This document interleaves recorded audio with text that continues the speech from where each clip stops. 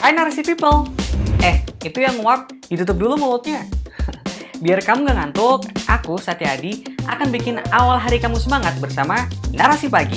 Hari ini ada kabar tentang Afghanistan yang punya pemerintahan baru bikinan Taliban, serta mantan Presiden Afgan yang tiba-tiba angkat bicara.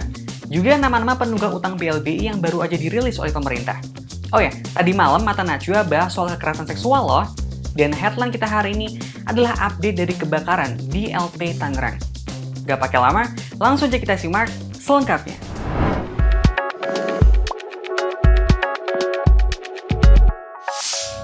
Rabu dini hari kemarin, kebakaran melanda Lembaga Pemasyarakatan atau Lapas Kelas 1 Tangerang. Insiden ini menyebabkan 41 orang meninggal dunia.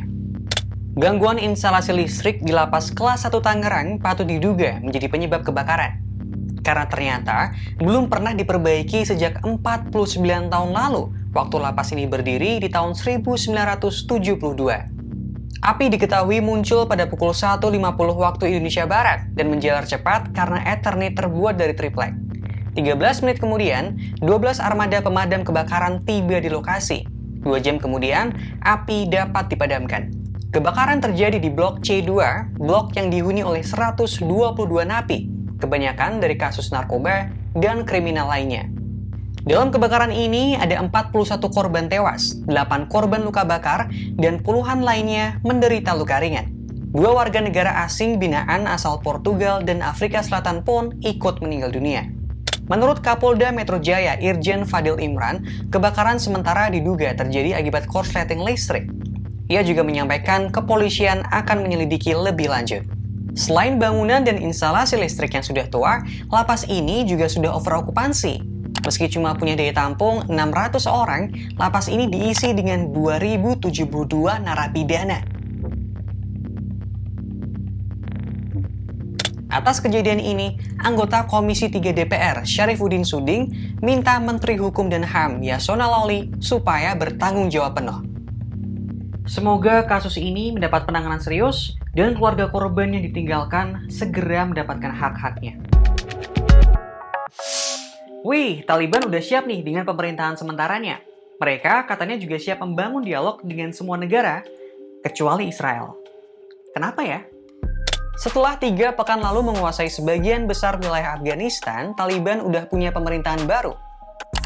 Pemerintahan yang beranggotakan 100% laki-laki ini adalah pemerintahan sementara. Sejumlah nama ditunjuk menempati pos-pos pemerintahan.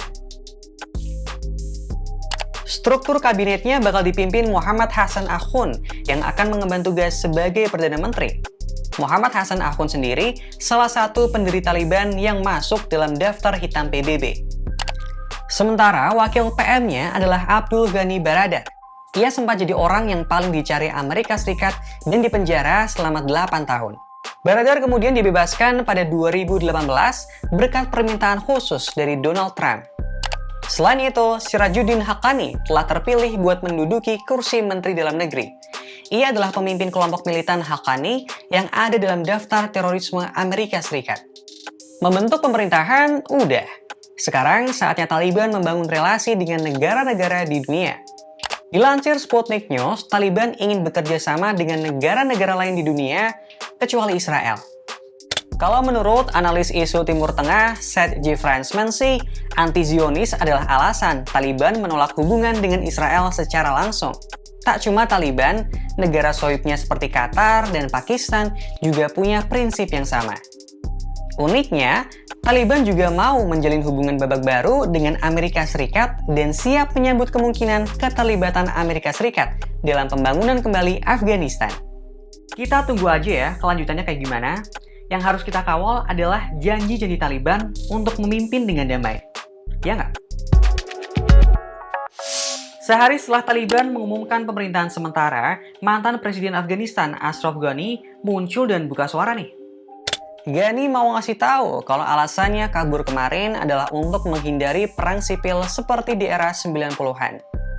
Melalui surat terbuka yang diunggah lewat akun Twitternya, Ghani meminta maaf kepada masyarakat Afghanistan karena pemerintahannya berakhir sama seperti pendahulunya yang juga digulingkan oleh Taliban.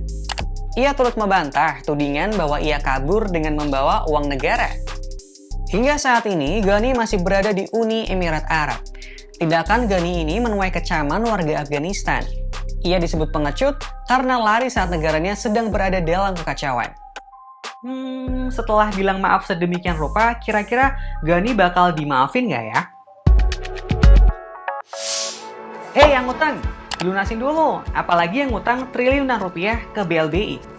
Satgas Bantuan Likuiditas Bank Indonesia atau BLBI masih mengejar obligor yang tak kunjung membayar sejak menerima BLBI pada tahun 1997 hingga 1998 silam. Dari total utang 110,45 triliun rupiah, aset yang diterima para obligor sendiri terdiri dari aset inventaris, properti, kredit, saham nostro, dan surat berharga. BLBI mencatat ada 48 obligor dan 7 diantaranya menjadi prioritas penanganan Satgas BLBI.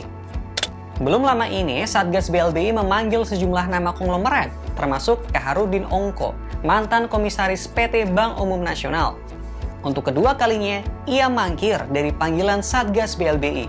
Seharusnya ia sudah menyelesaikan hak tagih dana BLBI sebesar 8,2 triliun rupiah. Nggak konglomerat, nggak rakyat biasa, sama-sama susah ya kalau ditagih hutang. Investigasi atas kasus dugaan perundungan dan pelecehan seksual di KPI masih terus bergulir. Di balik proses hukum yang berbelit, ada trauma mendalam yang menimpa korban. Kemarin siang, kuasa hukum MS, korban perundungan di KPI, mendatangi kantor Komnas HAM untuk memberikan keterangan seputar pelecehan dan perundungan yang dialami kliennya. Mulanya, MS dijadwalkan untuk hadir langsung ke Komnas HAM. Namun, ia masih belum bisa hadir karena kondisi psikis dan mentalnya yang tak memungkinkan. Hingga kini, MS masih dihantui trauma, mimpi buruk, dan dinyatakan mengidap gangguan stres pasca trauma. Akibatnya, kondisi fisik MS pun terganggu. Seorang penyintas kekerasan seksual, Ami, menyampaikan kalau korban kekerasan seksual membutuhkan keadilan dan pemulihan secara profesional. Ia juga mengungkapkan ada begitu banyak alasan mengapa para korban membutuhkan waktu yang lama atau bahkan enggan untuk berbicara terbuka. Salah satu ketakutan MS yang jadi kenyataan adalah takut dilaporkan kembali. Sebelum RUU penghapusan kekerasan seksual disahkan, kita sebagai masyarakat punya peran penting untuk mendukung pemulihan korban. Semoga MS dan korban-korban lainnya segera mendapatkan keadilan. Itu tadi 5 informasi yang bisa aku bawain buat kamu. Semoga bisa bikin hari kamu semangat ya. Ingat, besok Narasi Pagi akan kembali hadir pukul 8 waktu Indonesia Barat live di Instagram Narasi Newsroom. Sehat selalu semuanya. Sampai jumpa.